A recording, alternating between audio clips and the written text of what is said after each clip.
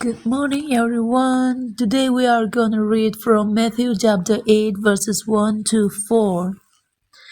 When Jesus came down from the mountainside, large crowds followed him.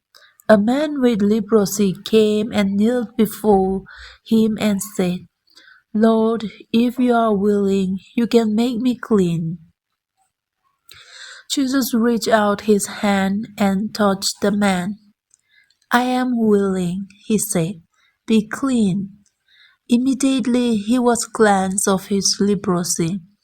Then Jesus said to him, See that you don't tell anyone, but go, show yourself to the priest and offer the gift Moses commanded, as a testimony to them.